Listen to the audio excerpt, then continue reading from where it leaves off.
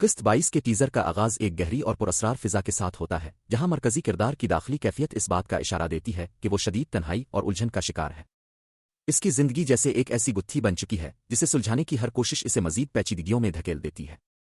اس کے چہرے کے تاثرات اور آواز کی لرزش صاف بتاتی ہے کہ وہ بظاہر مضبوط نظر آنے کے باوجود اندر سے ٹوٹ چکی ہے۔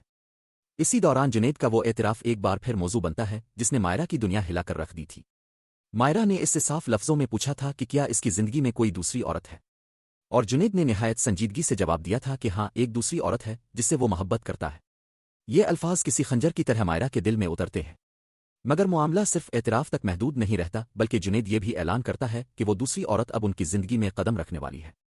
اس ایک جملے سے واضح ہو جاتا ہے کہ آنے والے دنوں میں حالات مزید سنگین ہونے والے ہیں۔ مائرہ کے ذہن میں سب سے بڑا سوال یہی گردش کر رہا ہے کہ کیا اس کے اور جنید کے درمیان طلاق محض حالات کا نتیجہ تھی یا کسی سوچی سمجھی سازش کا حصہ؟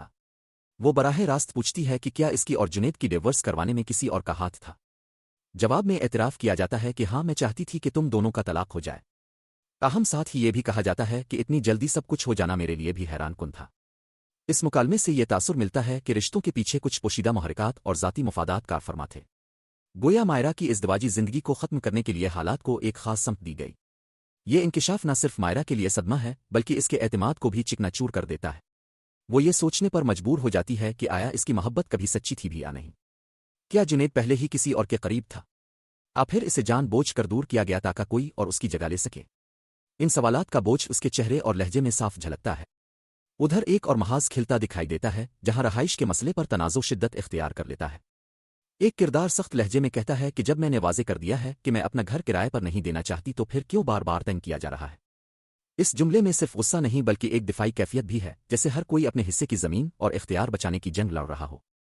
جواب میں شاہجہ کو سمجھایا جاتا ہے کہ وہ کسی اور گھر کی تلاش کر لیں گے۔ یہ منظر اس بات کی علامت ہے کہ ان کرداروں کی زندگیوں میں استحکام ختم ہو چکا ہے، نہ رشتے محفوظ ہیں اور نہ ہی گھر کی چھت یقینی۔ ٹیزر اس طرف بھی اشارہ دیتا ہے کہ مائرہ کو اب نہ صرف جذباتی دھچکوں کا سامنا ہے بلکہ عملی مسائل بھی اس کا پیچھا کر رہے ہیں۔ طلاق کے بعد کی زندگی، معاشرتی دباؤ، لوگوں کی سرگوشیاں اور اب جنید کی زندگی میں دوسری عورت کی باقاعدہ آمد، یہ سب عوامل مل کر اس کے وجود کو ایک آزمائش میں ڈال رہے ہیں۔ قسط 22 میں غالب امکان ہے کہ اس دوسری عورت کا کردار کھل کر سامنے آئے گا۔ کیا وہ واقعی جنید کی سچی محبت ہے یا کسی بڑے کھیل کی مہرہ؟ کیا مائرہ خاموشی اختیار کرے گی، اپنے حق کے لیے کھڑی ہوگی؟ اور سب سے بڑھ کر کیا طلاق کے پیچھے چھپی حقیقت مکمل طور پر سامنے آئے گی؟ یہ ٹیزر واضح کر دیتا ہے کہ کہانی اب ایک نئے موڑ میں داخل ہو چکی ہے جہاں راز بے نقاب بھی ہوں گے اور نئے سوالات بھی جنم لیں گے۔ محبت، انا سازش اور خودداری، سب ایک دوسرے کے مد مقابل کھڑے ہیں۔ قسط 22 نہ صرف ماضی کے فیصلوں کا حساب لے گی بلکہ آنے والے مستقبل کی بنیاد بھی رکھے گی، اور یہی غیر یقینی کیفیت اس ڈرامے کو